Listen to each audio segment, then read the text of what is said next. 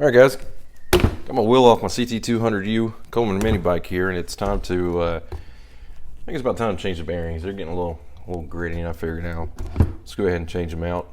Most of the time online, if you see anybody with one of these, what they do is they take one of these, like a rod or something, and punch it and try to hammer it out. Problem I have is the tip wants to keep sliding off the inner race of the bearing. Now you can probably take a screwdriver on the other end and pry it down. I just want to try something different. One idea I had was to take this is a 1/2 inch sleeve anchor, Red-Headed brand, 4 inches long, and this starts out at 1/2 inch and expands out. Problem is it only goes up to about 15 millimeters. Even though it seems like it's kind of firm here, it's not enough to actually grab a hold of the bearing. So I'll show you how to modify this to make a puller, and some other stuff we're going to use is, some extra 3/8 nuts that match the thread of this. Assortment of, just some washers here, and piece of 1.5 inch pipe. So let me show you how to modify this to put this in. What I'm going to be putting in is some bearings I bought off Amazon. These are XIKE, which I guess they're made in PRC, which means People's Republic of China. I guess they're pronounced Shika, which turns out that means rare customer in Chinese or Mandarin. Anyway, the bearing style is 6202-2RS. I'll put a link below if you want to buy these. 4 of them for $9.99 shipped, so that's enough to do both wheels.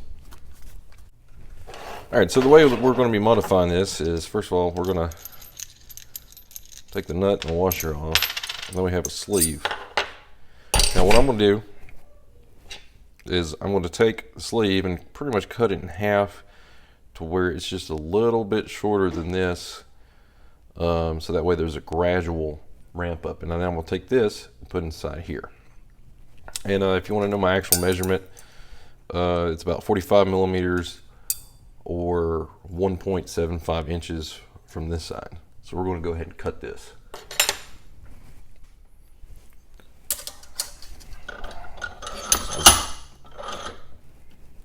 Put this in a vise here, and then I'm going to use a angle grinder here so I can keep it lined up. And here we go.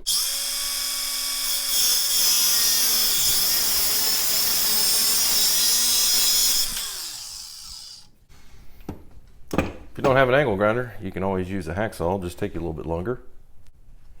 It kind of leaves a little bit of a rough edge, so what I'm going to do is I'm just going to use a little disc sander here, and I'm going to clean up that edge and make it a little bit more perpendicular using a miter gauge on here. You don't have to do this. I mean, you can take a hand file, flatten it out, and remove the barbs, but I got one of these. Got it. I'm going to use it.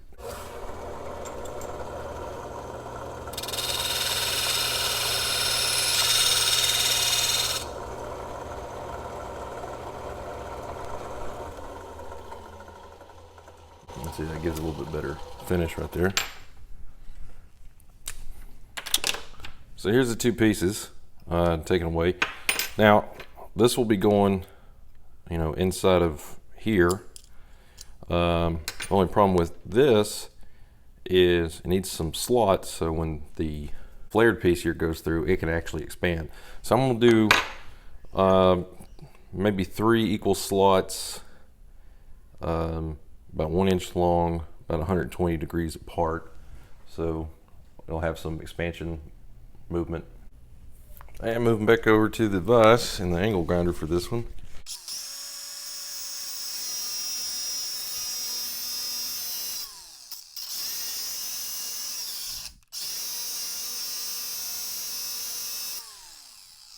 Pretty good.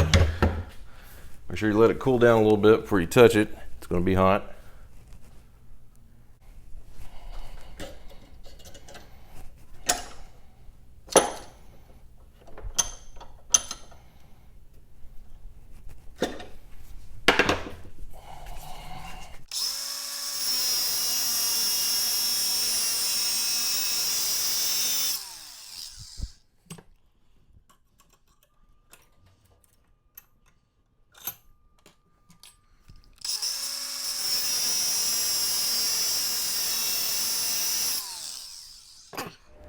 All right, on one of these triple cuts, go ahead and cut it all the way along the length, because you need to shrink the inner diameter of this sleeve so it fits better inside the outer one.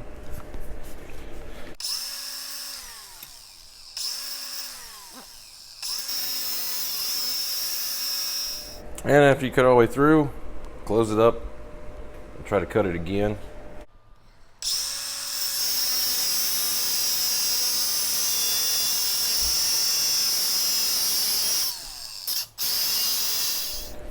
Alright, so finished products here. I got one all the way cut, one flared cut, another flared cut, and if you can see it, it grips the this flare screw, you know, pretty tight.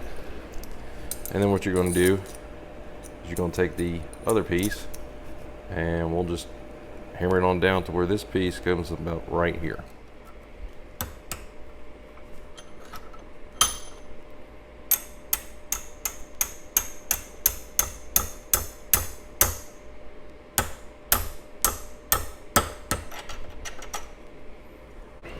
Alright, so you should get something that, you know, kind of looks like that right there. Let me move this slide out of the way. Alright. Alright guys, here's where the fun part comes. Alright, put everything back together. Inner sleeve is about right here. And then of course this piece is actually, needs to slide back a little bit. And what I do is I'll just go ahead and place it in there, kind of give it a manual tighten, and then what I do is I take the two nuts, and these are going to act like gem nuts, and these 3/8 or nuts are 9/16, well, at least the ones I got.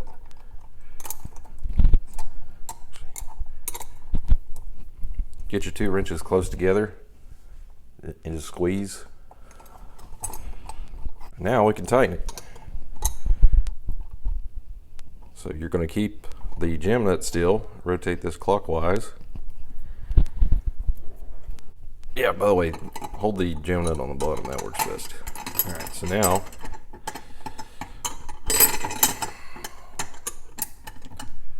we'll loosen these up. And now that thing's stuck in there. Just take your pipe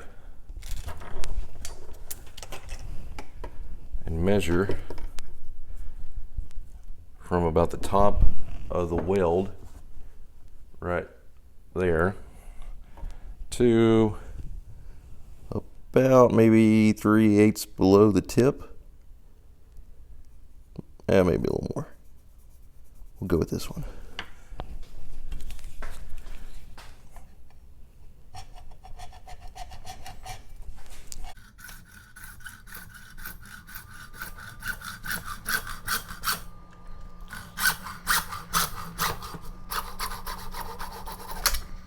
Alright, so now take your pipe, slide over it like that. Take all your different washers. I'm just going to throw it like that. And then take our screwdriver. Alright, yeah, or I'm sorry, our nut. Then turn it.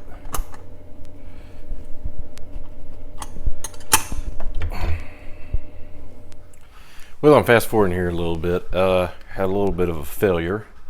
My original idea was when it was plugged in there to put the pipe on and put another nut on here, and then put the gem nuts back on there and start tightening this down. Problem is the interference fit of these bearings and this hub.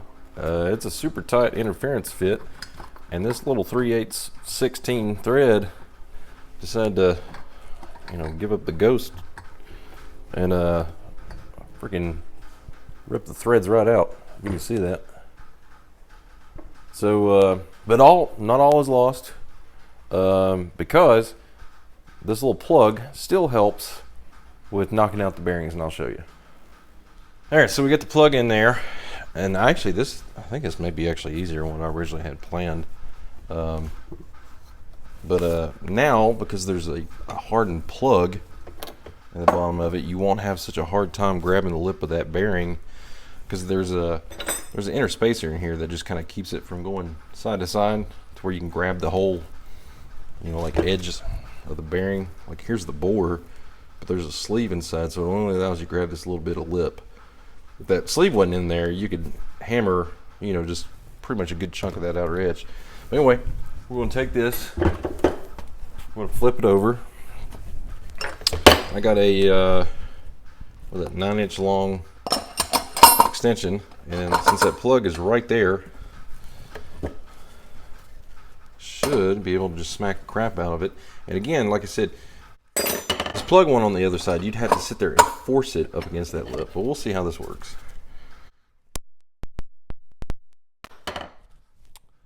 And I don't know if you saw that, but it shot that thing across the room. Tube on the other side. Now I have to find where it went. Alright, so there it is. Look at that. How it spread and grabbed it. So now you got to do is unscrew this and take the bearing off. This side's going to be easy, because without this tube in place, you can grab more meat of the bearing, and there's the extension here. Let's see if I can.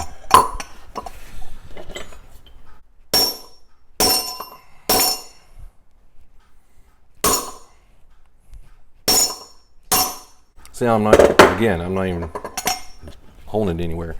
And you can see it's already grabbing it and knocking it out. I'm gonna hold my hand back here. Boom. There's your bearing. That's so yeah, scratch my original idea of making a puller, just make it a little plug. This thing is awesome. I mean, you know, you saw I was like 1 or 2, maybe 2 smacks, knocked it out. Throw a rod in there, knock the other side out. And we can reuse that pipe we cut, because check this out. So that thing slides on there so nice. You get this is a Harbor Freight 1-inch, or I'm sorry, 1/2-inch impact, 1 1/8, and it, look at it, slides in there so like snug, and it's set up to pretty much only grab the outer race. So put your bearing in there, pipe, socket, and your BFH.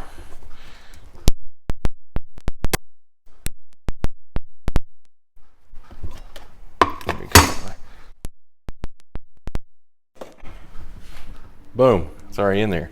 Flip it over. And where's the tube? Alright, here's your tube. Make sure these little rings are here, because that's what centers it.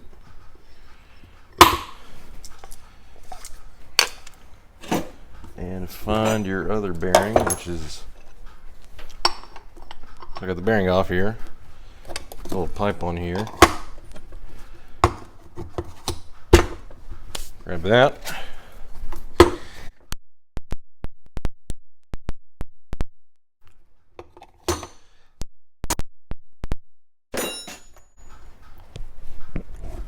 She's in there. There's a way to put the bearings in one of these, pull the bearings out and insert them. I mean, if you don't like that little tool I made, then that's no big deal, but I do recommend getting pipe to help knock those things in, because doing it this way, it's going to move all over the damn place. But I like that idea. It works. That plug makes it 10 times easier, because I tried it with just a punch and it kept slipping off, and to pry it down with a screwdriver, I think I just need more hands. That works, and plus I got to build something. Always like doing that. Alright guys, thanks for watching.